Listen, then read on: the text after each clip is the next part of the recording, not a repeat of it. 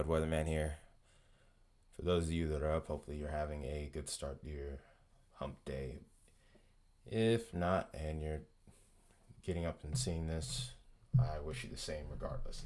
Anyway, doing this early video because I've noticed this little thing right here. We are now up to a slight risk. Not surprising given the parameters that I went over in the video a couple of days ago. Link to that will be in the top right, by the way, if you want some backstory on that. But looking at the moisture returns and all that for this day, so it doesn't really surprise me that we've had an upgrade. I expect the area to be a little bit bigger, a little bit further to the north maybe, but hey, I mean, some things have changed and I didn't really get to cover it yesterday because of Julia. That being said, I can clearly tell that, excuse me, besides, I could clearly tell that all three hazard types are possible, and if we actually look at them right now, we even have a 2% tornado threat.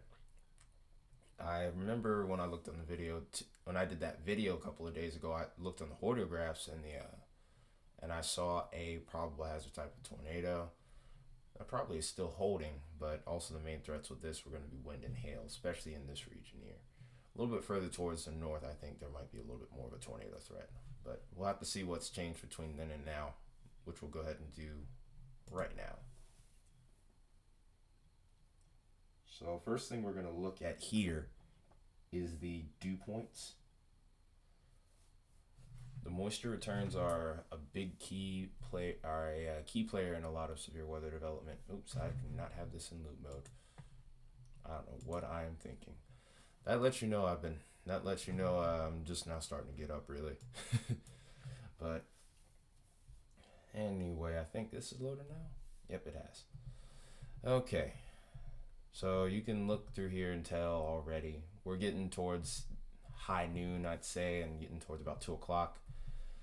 It's really not till about 5 or 6 when these storms are really going to start to get into that kind of environment that we would need for some sufficient severe weather.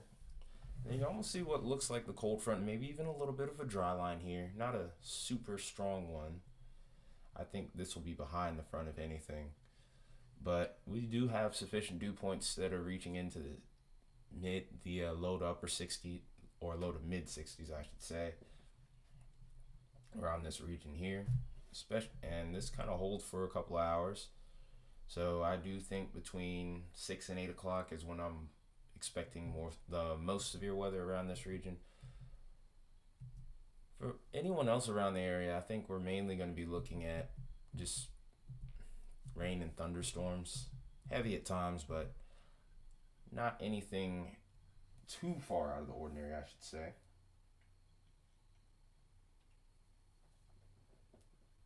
So we'll go ahead and take a look at some of the other severe weather parameters real quick, and then I'll be out of here because I got to get ready for work soon. Got myself semi set up with that. So here we are. We're looking at the Cape, and we do have some sufficient Cape, but not very much.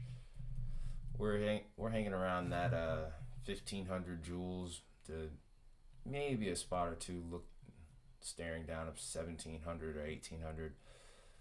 A little further south you go, I think the Cape's a little bit more rich, and we could maybe get a 2,000 out of it, but for the most part, not really expecting a whole lot. And I think that's going to be one limiting factor in there being, and why there isn't a much bigger severe weather threat or potential outbreak. So we'll go ahead and take a look at the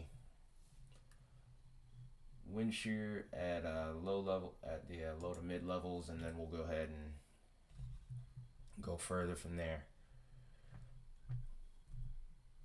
Okay, waiting for this to load. Wind shear, just anything wind related on pivotal weather tends to be the slowest thing, but it looks like we're having some success here.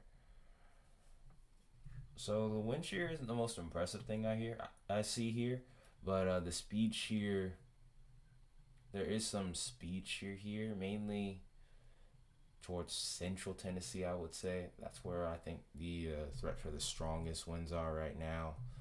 This does kind of pick up, and maybe towards this corner here, there might be some directional, but there's nothing that really grabs my attention. They have marginal tornado threat. There is a little bit of directional shear at the lowest of levels, but it's not impressive. I agree with them calling it a marginal tornado threat at best. I'm definitely thinking the storms are going to be more of the linear variety than anything else. And then, of course, towards the end of this, we start to see our trough here and our cold front that's coming right behind. That's going to be associated with our cold front here. So one last thing we'll look at the lapse rates here. I do think that it's going to be a little bit colder aloft, thus making it a little bit more probable for hail. I do think the hail threat has a bit more potential than anything else here. May even stretch a little further to the east. Definitely wouldn't surprise me in the slightest. But when I actually look at the lapse rates here, they're not that impressive. Normally it's hard to get high lapse rate numbers anyway towards the east. Yeah, there's really not much going with that. So it's a low end, slight risk kind of day today, but still a slight risk nonetheless. So I figured it was worth talking about. But just trying to get some content out for you guys as well. I don't have anything going with the November outlooks right now. There haven't been any made yet, and I don't know how to make my own just yet either. So that's a work in progress. But anyway, this is the end of the video here. If you like what I did on this one, let me know in the comments. Drop a like. Let me know what you also think of the weather situation here. Definitely share the video to anyone that may need this info. And of course, subscribe if you haven't already. But there probably won't be a video this afternoon. But if there is, of course, you'll be the first to know. Click that bell just to make sure. But this has been Tyler Metalhead Weatherman. I will see you guys in the next one.